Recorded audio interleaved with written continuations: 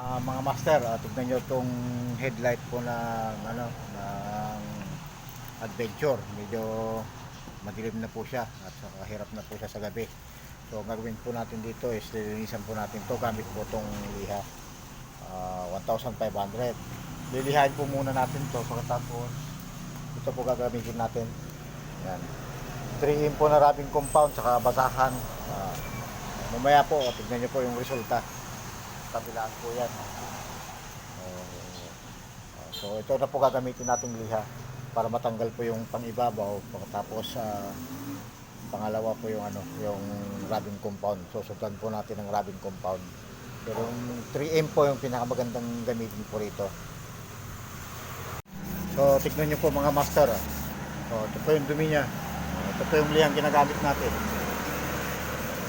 para matanggal po yung ibabaw. Tapos pagkatapos po natin lihain, saka po natin irarab po ito. Irarab po natin siya para lumiwanag po yung ating headlight.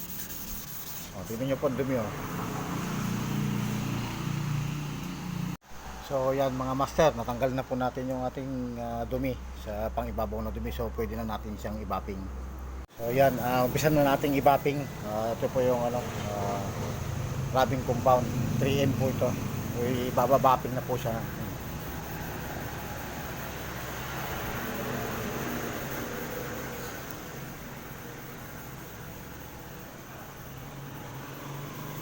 Yan po, tignan nyo po, lumilinaw na po siya. So na po yung natin, rubbing natin. Ito na po yung headlight po ng adventure. Kita po ang ebidensya. Yan po, napakalinaw na. Ito po yung dati niya. Yan.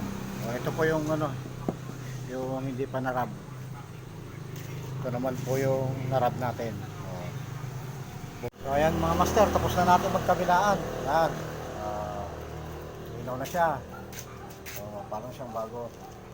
So ayan po, parang siyang bago. Bumalik na po yung dating niya, kulay niya. Ganun lang po kasimple yung yung paglilinis po ng ating headlight. So pag medyo madilim-dilim na po siya, kailangan po natin i-bapping. Pero bago natin i-bapping, lihain muna natin siya para matanggal po yung pangibabaw na dumi.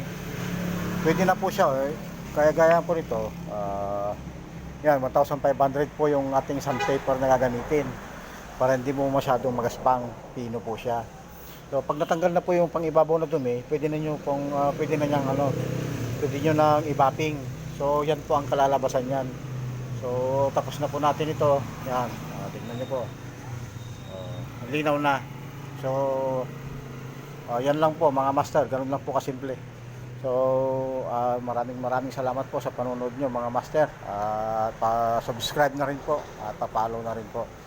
Maraming salamat po. Hanggang sa muli mga master.